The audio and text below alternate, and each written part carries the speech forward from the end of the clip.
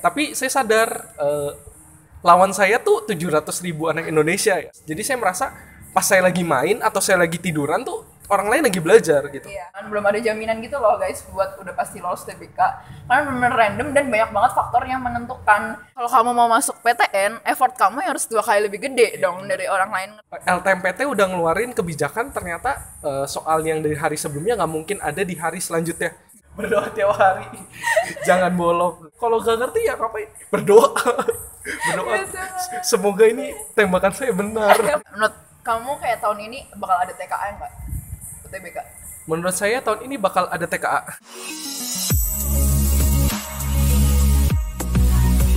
Hey guys, welcome back to another video. Dimana di video kali ini aku nggak sendirian nih. Jadi aku ditemenin sama adik kelas aku. Tapi ya nggak dari satu sekolah ya kita, cuma kita kenal. Dan dia itu adalah peserta UTBK 2020 dan sekarang sedang kuliah di... Saya sekarang di Sekolah Teknik Elektro dan Informatika Institut Teknologi Bandung. Jadi kalau disingkat biasanya STI ya, Yeah, STI STI. ITB 2020. Nah di sini aku tuh sebenarnya mau ajakin SC untuk jawabin pertanyaan-pertanyaan dari kalian mengenai UTBK 2021. Nah jadi aku udah rangkum dan kumpulin pertanyaan-pertanyaan tersebut dan kita berdua akan jawab di sini ya C. Jadi Yeah. kita bakal buka-bukaan lah tentang UTBK 2019 dan 2020 itu kayak gimana. Mungkin boleh langsung ditanyain pertanyaan pertamanya. Yang pertama, belajar TPS atau TKA dulu? Nah jadi menurut SC gimana nih? Dari Kalau sini. menurut saya waktu pertama kali persiapan SBMPTN itu dari kelas 12 semester 1. Jadi cuma 1 tahun. Saya dari awal langsung belajar TKA dulu. Karena kata guru saya, kalau kamu bisa TKA, pasti kamu bisa TPS. Iya, betul. Gitu. Terus habis itu lambat laun kan tiba-tiba LTMPT ngeluarin pengumuman kalau ternyata cuma TPS doang. Ya saya sempat sedih sih soalnya saya udah belajar TKA gitu. Pokoknya intinya TKA dulu pasti. Jadi kan di TPS kan ada namanya pengetahuan kuantitatif. Kalau kamu bisa matematika saintek, pasti kamu bisa pengetahuan kuantitatif. Itu otomatis. Iya. Dan untuk penalaran umum, dengan kamu belajar matematika fisika dan matematika fisika dan kimia itu, pasti kamu juga bisa penalaran umum. Nah, untuk PBM sama PPU itu bisa ditingkatin dari belajar biologi. Jadi kan kalau biologi kan kita harus kayak baca buku terus, kayak ngafalin. Ya itu dengan otomatis kita membaca buku, kita jadi tahu pemahaman bacaan menulis yang benar supaya kita ngerti biologi gitu. Jadi banyak-banyakin baca buku Iya, juga ya. iya banyakin juga. Kalau dari aku sendiri, kan kalau zaman sekarang tuh anak-anak kayak yang anak SMA nih ya, karena online, jadi mereka tuh kayak rada mager, ya nggak sih? Kayak maksudnya jadinya belajar juga kayak seadanya, yang penting ngumpulin tugas gitu-gitu. Nah kalau aku pribadi, ya kalau kamu mau masuk PTN, effort kamu harus 2 kali lebih gede dong dari orang lain, ngerti nggak? Jadi kita nggak bisa kayak cuma nerima dari apa yang guru kita nyampein, kita juga harus belajar dari YouTube, terus habis itu dari pembahasan-pembahasan di video-video gitu, kayak kita harus belajar mandiri. Soalnya kalau ituin dari guru tuh kalau nggak akan, ilmunya nggak akan maksimal, bener nggak? Iya, saya sempat ngalamin pandemi juga pas lagi UTBK tahunnya saya. Iya bener-bener. Jadi waktu itu saya juga sempat di fase mager kan. Mager karena enak banget nih, saya rasa tuh pandemi kayak libur gitu kan. Iya. Tapi saya sadar lawan saya tuh 700.000 anak Indonesia ya. Waktu itu tahun saya 700.000 kan. Tahun Cici juga kan. Kayak hampir semua orang tuh mau nyobain gitu nggak sih? Iya. Jadi karena TPS doang juga kan. Iya benar. Nah, terus jadi saya merasa pas saya lagi main atau saya lagi tiduran tuh orang lain lagi belajar gitu. Iya. Bener. Saya lagi makan pun orang lain tuh lagi belajar gitu. Jadi saya nggak boleh memanfaatkan waktu tuh hanya untuk rebahan doang gitu. Jadi mending saya belajar karena orang lain juga sedang belajar sekarang gitu. Iya. Kayak manfaatin waktu yang ada lah ya. Dan menurut aku lebih banyak waktunya yang digunakan buat belajar TKA nggak sih? Maksudnya buat belajar TKA tuh pasti bakal butuh waktu yang lebih lama. bener Ngerti nggak banget, sih? Jadi kalau kita belajar TPS dulu terus baru belajar TKA, ya menurut aku itu kebalik sih. Kayak harusnya TKA dulu di mana-mana gitu. Soalnya kamu bakal kebangun logika dan pengetahuan tuh dari TKA gitu. Kamu belajar kayak sistematis cara ngerjain soal tuh dari matematika gitu kan. Bener-bener. Kamu tahu cara menuju gini cepet gimana ya matematika gitu. Pas nanti kamu belajar PK mah, lah ini mah lebih gampang daripada matematika saintek Iya, gitu jauh, kan. jauh. Jauh. Jadi TKA dulu. Pertanyaan yang kedua, tips belajar TKA. Tips belajar TKA. Ya, sebenarnya tadi udah kita jelasin juga sih ya di pertanyaan pertama. Pokoknya belajar mandiri, jangan sampai benar-benar tergantung sama guru. Kalau tips saya gunain Zenius. Iya betul, aku juga pakai. Jadi kalau saya misalnya gak ngerti penjelasan guru atau gak ngerti soal SBM, itu biasa saya nyari materi dulu. Jadi daripada saya cuma nyari pembahasan soal satu soal, kalau pembahasan satu soal kan cuma ngerti satu soal itu doang. Iya, benar. Tapi kalau kita ngerti materi, kita bisa ngerjain semua soal gitu. Jadi biasanya saya ke Zenius lagi, kayak baca semua materi dulu, terus baru ngerjain ulang. Kalau masih tetap nggak bisa, ya nonton ulang. Iya. Gitu. Benar-benar. Dan kalau Zenius sebenarnya hitungannya lebih murah sih ya dibanding bimbel, ya nggak Iya. sih? Kalau nggak salah Zenius sekarang lagi gratis. Oh iya. Ya. Nggak tahu gratisnya untuk sekarang atau untuk selamanya. Ada promo gitulah ya. Lagi gratis. Nggak, tapi sebenarnya sebelumnya aku mau nanya kayak menurut kamu kayak tahun ini bakal ada TKA nggak? UTBK? Menurut saya tahun ini bakal ada TKA. Kenapa? Karena kalau corona masih ada, corona COVID-19 masih ada, mungkin TPS doang. Kalau udah ada vaksin dan segala macam, pasti ada TKA. Gak mungkin kedokteran gitu dimasukin sama jurusan IPS gitu kan. Kan kita kalau TPS doang kan bisa gitu. Iya, bisa lintas bisa jurusan bisa gitu gitu kan, lintas jurusan gitu. Teman-teman saya juga banyak yang Saintek pindahnya sekarang jadi manajemen UGM karena mereka rasa TPS doang gitu. Mereka nggak usah belajar sosiologi gitu-gitu kan. Ya begitu juga ya IPS gitu. Yang cita-cita mereka pengen jadi kedokteran, ya mereka kalau yang tahunnya Cici kan harus belajar Saintek dulu kan. Harus belajar Saintek. Kalau kita kan nggak usah gitu. Jadi nggak mungkin kan universitas mau anaknya kedokteran gitu, tapi lulusannya IPS. Nggak mau juga dia manajemen tapi lulusannya dari Saintek gitu kan. Gitu. Menurut kamu sendiri kenapa sih dulu yang tahun 2020 tuh TPS doang? Mungkin karena gini, saya juga sempat bertanya-tanya kenapa bukan TPS yang dihilangin tapi TKA doang kan. Iya. Ya malah harusnya pemerintah tuh considernya ngapus TPS-nya. Karena TKA TKA kan penting lebih gitu kan. penting kan. Ternyata pas ditelusuri TPS tuh nunjukin seberapa besar kamu bisa berkembang ke depannya. Kalau TKA tuh seberapa rajin kamu di sekolah, seberapa rajin kamu belajar gitu. Kalau orang TPS-nya gede, walaupun dia materinya sedikit, tapi nanti bakal punya pengembangan yang lebih besar gitu tuh. Jadi kalau kita kasih range, misal orang dengan TPS-nya 700 sama TPS-nya 600 gitu. TKA-nya 600. TPS. Oh, TPS. TPS-nya sama-sama satunya 700, satunya 600 gitu. I see. Nah, nanti pas kuliah itu dengan TPS yang 700 tuh bakal cepat banget ngembangnya daripada yang 600. Jadi mereka tuh pemerintah considernya TPS-nya dulu. Jadi karena mereka biar bisa berkembangnya nanti pas kuliah, berkembang lebih cepat ya gitu. Yang ketiga, perlu bimbel nggak? Menurut lu Si sendiri dulu gimana? si gimana?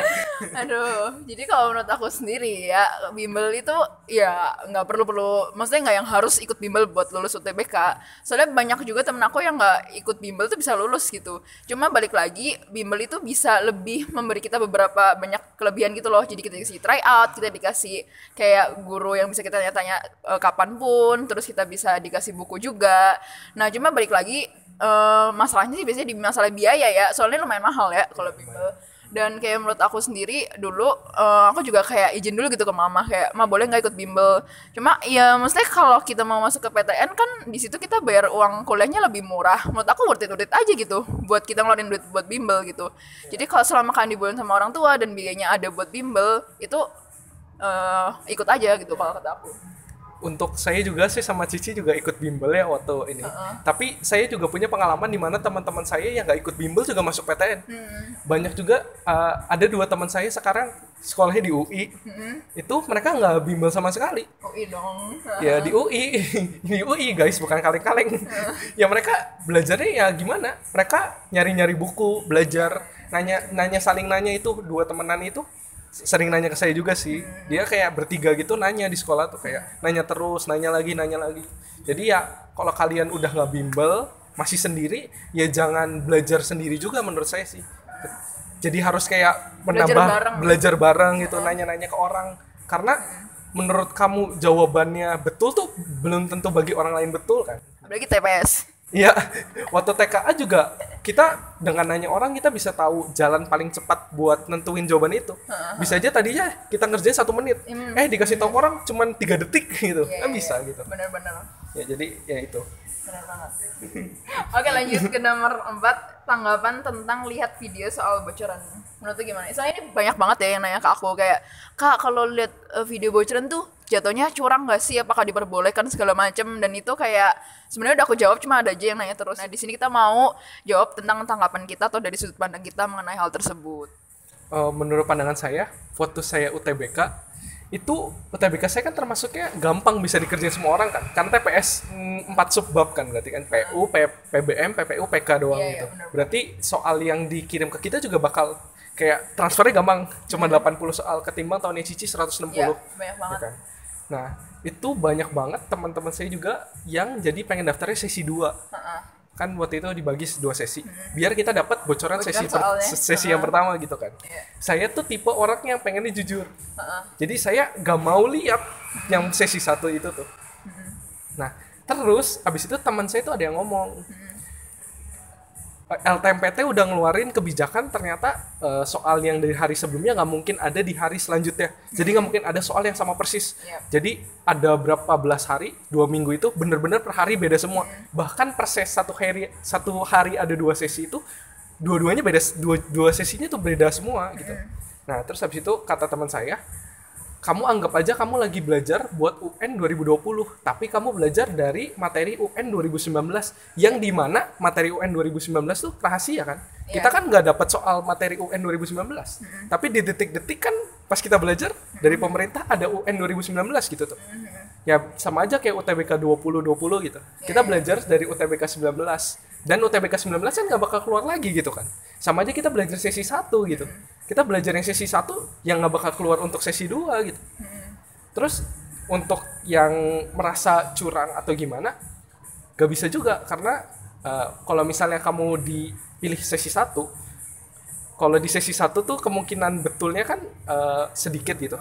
Jadi kalau kamu misalnya dari 20 soal kamu benernya 18, itu mungkin nilai kamu udah nyampe 700 lebih. Sedangkan kalau kamu sesi 2 benernya 18, karena orang udah belajar yang sesi 1 jadi tambah pinter, jadi 18 tuh turun gitu tuh. Jadi bobotnya tuh ngaruh banget gitu. Jadi menurut saya mau ngeliat mau nggak ngeliat sama aja gitu. Dan kalau menurut aku sendiri LTMPT tuh pasti udah udah wanti-wanti akan hal ini dong. Nggak mungkin LTMPT kayak misa-misa hari gitu terus dia kayak oh ya kalau soalnya bocor gimana, kan nggak mungkin gitu dong. LTMPT pasti udah mikir 2 kali lebih maju daripada kita. Dan kayak istilahnya gini juga, maksudnya yang soal bocor yang kita lihat itu nggak ada jaminan kalau soalnya itu akan sama gitu sama besok yang akan kita lihat. Jadi ya itu jatuhnya nggak curang sih kalau kata aku, karena kita sendiri juga maksudnya untuk melatih diri kita sendiri gitu loh. Gitu sih kalau dari aku. Ya, kecuali kamu dapat bocoran untuk soal hari besok. Iya, itu kamu tahu kalau soal besok 1 tambah 1 2 gitu. Ya itu bocoran, itu baru dosa, guys. Benar banget. Ya kalau kita belajar hari ini pertambahan besok keluarnya perkalian kan beda gitu kan. Dan apalagi menurut aku ngeliat soal bocoran tuh ngebantu banget nggak sih? Ngebantu banget kalau kata aku sih. Maksudnya jangan sampai nyesel gitu loh. Maksudnya karena itu benar-benar ngebantu kita jadi kayak tahu gitu kayak gambarannya. Karena UTBK sendiri kalau kata aku range-nya tuh luas banget. Kita harus belajar dari mana, belajar apa. Benar-benar soalnya tuh random banget. Dan kalau kita mau belajar kayak sebanyak itu kayak bingung juga, jadi kita harus tahu gitu loh perluasannya sampai mana yang harus kita pelajarin. Nih apalagi saya sama CFV kan waktu itu cuman sekitar kelas 12 yang kita baru mulai. Kelas 12 baru mulai belajar UTBK. Jadi kita harus mencari cara paling cepat biar lolos gitu. Bener banget. Oke, lanjut nih ya guys, yang ke nomor 5.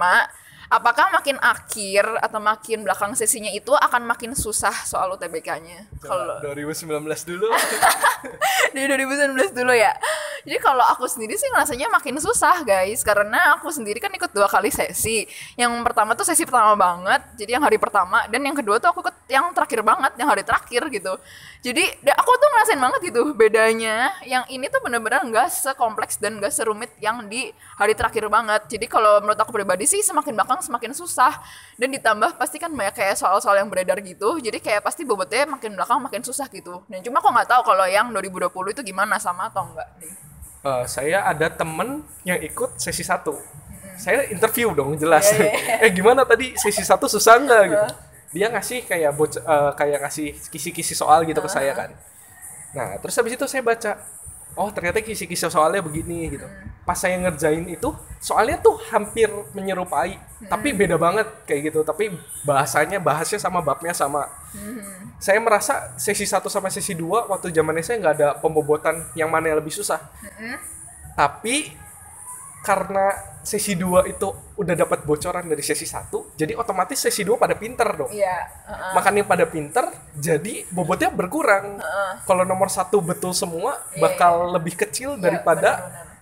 kamu betul cuman yang sesi 1 kan berarti kalau kamu betul 1 nomor tapi salah orang lain salah semua kan nilainya Itu gede lebih banget gede, kan. Kalau nanti sesi 2 kamu betul pun orang lain juga betul semua gitu kan. Jadi bobotnya turun gitu.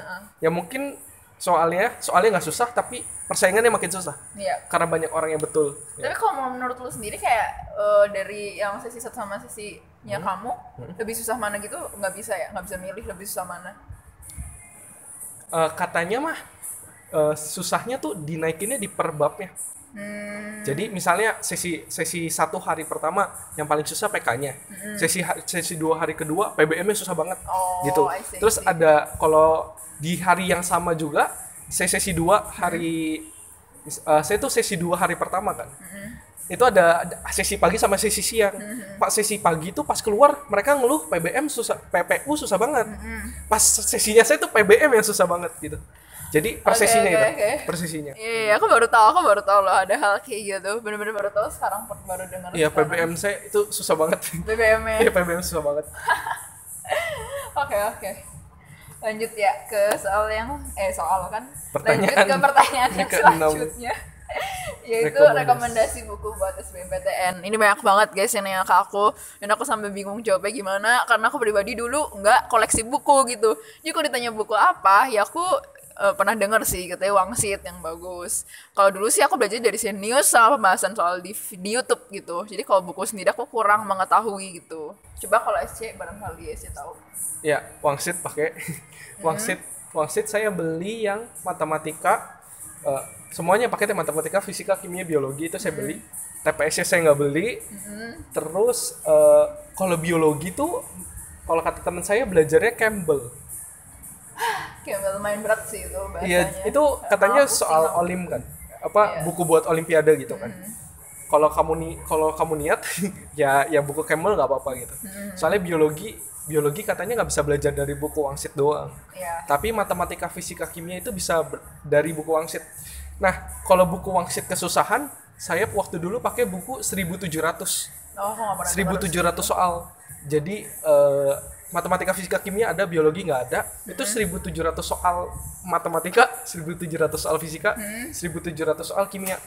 Jadi tahap saya belajar itu waktu itu saya belajar dulu 1700, misalnya fisika, kinematika gitu. 1700 kinematika, terus baru buku Wangsit gitu. Habis dari buku Wangsit semua 1700-nya. 1700 saya kerja. Istimewa. Astaga. Jadi 1700 sudah dikerjain. Bab itu, bab kinematika, terus ke buku Wangsit kan. Nah, habis itu saya nyari soal simak. Jadi soal simak yang kinematika gitu. Nah, habis itu jadi tahapnya dari yang dasar dulu ke soal SBM ke soal simak. Soalnya soal simak lebih susah ya? Ya, soal simak tuh 10 kali lebih susah daripada SBMPTN. Jadi, kalau kata teman saya, kamu bisa simak, kamu bisa SBM. Tapi masalahnya waktu itu kamu keluarnya TPS tuh. Iya, jadi aduh sakit hati. Jadi saya sempat sedih banget waktu TKA dibubarkan karena tiap hari belajarnya ke TKA terus kan. Karena kata guru-guru, kata teman, kata alumni, kalau kamu bisa TKA otomatis bisa TPS gitu kan. Dan lanjut ke pertanyaan selanjutnya yaitu tips ngurutin prodi. Ya kalau kata aku sih ngurutin prodi lihat dulu sih dari kayak tingkat keketatannya, sama dari daya tampungnya, sama dari tingkat kesusahannya juga kan buat masuk ke prodi itu. Jadi ya jangan sampai kebalik gitu. Misal kayak masukin FKG dulu baru FK. Nah, itu baru kebalik gitu guys. Jadi kita harus masukin yang paling susah buat kita masukin di atas, terus baru yang bawahnya itu yang lebih gampang atau yang paling memungkinkan kita buat masuk. Kira-kira gitu ya kalau ngurutin prodi. LTMPT tuh ngerangkum passing grade dari tahun ke tahun. Iya, tahun saya ada, tahun Cici ada. Jadi kalau tahun saya ngelihat tahun 19. Gitu. Di 19 tuh ranking satunya paling susah masuknya kemana Itu gitu. diaksesnya di web LTMPT apa gimana? Enggak, nanti search aja di Google. Oh, oke. Rank passing grade UTBK yang 2020 berarti tahun saya. Saya pengen curhat dikit nih. Saya waktu tahunnya saya tuh pengen masuk ke ilmu komputer UI. Tapi waktu tahun 2019, ilmu komputer UI itu menduduki peringkat ke-6 paling susah masuknya tuh. Wow, oke. Paling ketat ke-6 dan masuknya cuma 40-an orang. Ya itu ya apa kayak kuotanya. Kuotanya cuma 40 orang. Sedangkan di ITB tuh dia ke ranking 8 tapi yang keterima 180 orang. Nah, terus saya cek lagi tahun ini kuotanya masih sama nggak? Ternyata UI masih sama 40%. Iya, 40 orang. Stay 120 juga, 180 orang juga kan. Oh, jadi ya udah karena saya yang tadi ilmu komputer UI itu ke-6 bakal lebih susah gitu daripada stay. Makanya saya jadi pilihan pertamanya ganti jadinya stay karena saya merasa tidak aman di ilmu komputer UI gitu. Itu ya tipsnya berarti benar sama. Lihat passing grade ya sama keketatan. Benar-benar. Terus kamu berarti pilihan keduanya apa? Saya pilihan keduanya sistem informasi UI. Wih. Tapi Ya. keterima di pilihan ke-1 ini. Iya, terima di Mantap pilihan banget. pertama. Nah terus kayak aku juga mau ini nih coba bahas yang aku tuh sempat dengar rumor gitu loh katanya angkatan kamu tuh TPS-nya ditiadakan karena TKA-nya ditiadakan karena TPS-nya itu bobotnya 70%, terus TKA-nya 30%, makanya sekalian aja ditiadakan. Itu pernah dengar nggak rumor kayak gitu? Wah, nggak pernah. Nah aku tuh sempat dengar Saya gitu, pernah dengernya rumor tiap subbab. tiap sebabnya. Tiap subtes maksudnya. Tiap subtes. Jadi tiap subtes ada pembobotan masing-masing untuk tiap jurusan yang berbeda. Jadi misalnya kamu pengen masuk teknik, berarti kamu diberatinnya di bagian fisika matematika. Jadi misalnya dari 4 TKA, fisika matematika biologi itu, fisikanya 40% gitu, misalnya matematikanya 40, kimia sama biologi cuman 10% gitu. Itu pengaruh buat semua univ atau buat Pengaruh buat jurusan. Oh, Jadi misalnya kamu pengen masuk teknik sipil kan nggak harus biologinya pintar gitu. Kalau kamu pengen masuk FK ya kamu nggak harus fisikanya pintar, tapi Iya. biologinya pintar gitu. Itu ada rumor sih. itu juga iya banyak banget sih, angkatan aku juga sempat beredar kayak katanya TK-nya tuh yang dilihat kimia sama biologinya, cuma nggak tahu ding, kayak itu tuh benar-benar rumor gitu, jadi kita nggak bisa nebak. Dan sekali lagi buat lulus UTBK itu adalah hal yang menurut kita miracle banget, miracle sekali. Jadi kayak nggak bisa diprediksi, bahkan mungkin Esi sendiri juga pernah cerita ya tadi, bahkan temannya yang maksudnya udah pintar pun, maksudnya yang tryoutnya udah bagus dan selalu nilainya kayak udah pasti lolos UTBK, tapi waktu UTBK sendiri kayak belum tentu kan, belum ada jaminan gitu loh guys buat udah pasti lolos UTBK, karena bener-bener random dan banyak banget faktor yang menentukan. Apalagi sekarang tuh kita boleh ngasal ya jawabnya karena nggak ada sistem minus, jadi kita kan kayak asal nembak gitu kan guys. Jadi ya itu kehokian kita 90% diandalkan gitu guys. Bener banget kayak. Kalau dari sih gimana mau Iya, teman saya banyak yang tryoutnya 900, 1000. Kalau kalian tahu range-nya TPS tuh 1200 tuh sempurna. Kalau 1000 tuh berarti kurang lebih cuman salah berapa ya? 4 soal, 5 Emang soal. maksimumnya bukan 1000 ya? Waktu saya tryout Mahamify 1200. Wow, oke. Itu teman saya 1000. Udah jago parah. Beneran jago banget. Udah kayak dia tuh stabilnya 900, 1000. Tapi nggak tahu Tuhan nggak mengizinkan dia buat SBMPTN. Dia lolosnya di SIMAK. Dia lolosnya di SIMAK. Jadi SBM-nya gagal ya kalau dia. Iya. Kalau kata dosen saya, banyak orang pintar, banyak orang yang lebih pintar di luar sana. Tapi kalianlah yang dipilih oleh Tuhan untuk masuk sini. Karena emang faktor hoki menentukan juga sih kalau kata aku. Jadi banyak-banyaklah berdoa guys. Iya. Berdoa tiap hari. Jangan bolong. Karena yang pembantu di sana tuh yang nanti ngerjain tuh cuman kalian sendiri gitu. Kalian dan soal cuman di depan komputer udah ngerjain doang. Kalian nggak bisa nanya kanan kiri gitu. Kalau gak ngerti ya ngapain? Berdoa. Semoga ini tembakan saya benar. Ya itu dirasakan banget sih. Bener-bener, jadi kunci utamanya tuh banyak berserah sama Tuhan. Iya. Aduh. Ya tapi jangan berserah juga. Berserah doang nggak belajar. Belajar juga, harus belajar. Aduh ngalas. Iya sih itu benar banget. Jadi UTBK tuh random banget. Bahkan yang kayaknya biasa-biasa aja, nggak pinter, tau-tau kayak bisa lolos. Iya, Bener benar banget. Karena Ya gitu sih, karena tahun ini sistemnya bisa nembak gitu sih. Kalau tahun yang sebelum-sebelumnya kan kalau salah di minus. 2018, Iya. 2019 ya. 2019 bisa nembak.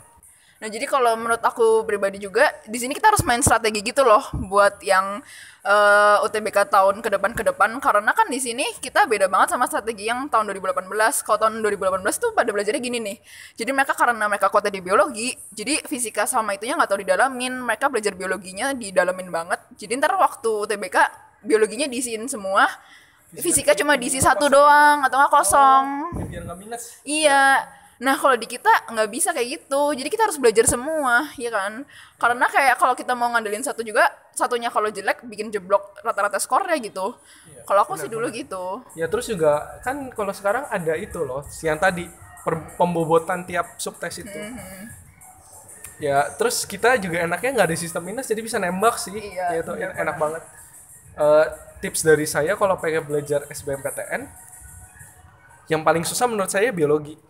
Ya kan, jadi saya gimana caranya saya bisa nutupin kekurangan saya di biologi. Bener, jangan sampai itu bikin nilai rata-rata kamu Iya. jadi jelek gitu. Jadi gak bisa kita fisika kimia, walaupun kita fisika kimia matematika diisi semua gitu tuh, dan pasti betul 60, dan tapi kamu masih kurang nilai 20 gitu tuh. Kalau kamu sekitar berapa ya kalau misalnya cuma jawab 60 per 80? Tuh. Sebentar. Coba cari. Kalau 60 ya 750 sih, tapi biologi kamu 0 dan kamu kan nggak mungkin betul 20 semua gitu kan. Iya. Jadi menurut saya pakai apa ya, tahu kapasitas kalian, terus tahu kalian bisanya di mana. Jadi waktu itu saya targetnya matematika 15, fisika 15, kimia 15, biologinya cuma 5. Karena kamu lemah di bionya Iya, gitu. bionya bener. Pokoknya saya yang penting bisa 5 bab gitu. Ya, gitu. Dan kalau aku dulu, kalau misalnya aku tahu kuatnya di mana, kalau aku dulu suka banget sama kimia. Jadi dulu aku bener-bener mikir kimia kalau bisa diisi semua gitu. Jadi kamu harus nguatin satu banget dan yang kelemahan kamu tuh jangan sampai dibiarin turun gitu nilainya. Nah, karena kenapa aku dulu ngebagusin banget di kimia aku, biar nilai kimia aku tuh bisa ngedongkrak nilai rata-ratanya gitu. Jadi gitu sih strateginya. Jadi kayak beda mekanisme UTBK, beda juga strategi, ya Iya. kan? Bener banget. Dari pengalaman aku tryout ya, setiap aku yakin fisika kimia sama matematika 15, saya nembakkan berarti 5 lagi. Iya. Karena sayang banget kalau nggak diisi. Iya, betul. Itu tuh nggak ada sama sekali yang betulnya 15, tapi rata-rata 16, 17. Strateginya tuh 5 yang lain kamu pilih satu option aja. Iya, Misal benar. C semua, kalau nggak A semua gitu. Jangan karena kita nggak ngerti sama sekali, isi aja gitu. Kayak isi asal kayaknya Isi angkanya tapi bagus. tapi C semua gitu tuh, D semua. Jadi D gitu. Itu pengalaman saya yakin 15 ya, nggak ada yang betul 15 banget. Pasti 16, 17. Pernah saya hoki 18. Jadi saya ngisi ngasal 3 betul 3, betul Iya. 3-3-nya gitu. Tinggal salah 2. Padahal saya ngasal 3 nomor gitu. Dan biasanya lihat itu nggak sih, misal 15 nomor itu yang banyak jawaban kamu misal B. Oh ya udah sekalian aja Iya, namanya B, B iya. gitu kayak. Kecuali kalian pinter banget. Saya punya saya punya teman ngisi 18, dikosongin 2. Taunya pas keluar nilai tryout, dia betulnya 18, salahnya 0. Jadi dia yakin 18-nya betul gitu. Ya itu kepinteran sih. Jadi harus tahu kapasitas juga, Iya, kapasitas sendiri. Iya. Aduh ngakak banget. Pertama kali ngerjain soal SBMPTN tryout, gak ada yang bisa saya isi. Jadi kerjaannya tiap hari kalau ke sekolah, saya nggak bawa buku pelajaran, saya bawanya buku modul SBM. Jadi guru lagi ngomong pun, maaf ya guru-guru di sekolah, saya nggak merhatiin guru. Saya belajar 12 jam. Gila. Sampai saya ber-12 sama teman saya tuh ngontrak rumah, ajak belajar gitu, bisa via Google Meet sekarang kan. Punya teman belajar, karena teman belajar penting banget buat ngingetin kamu. Saya pernah nggak belajar, ditampar sama teman saya. Katanya kamu mau masuk ITB, tapi kamu tidur. Orang lain lagi belajar. Sadar dong.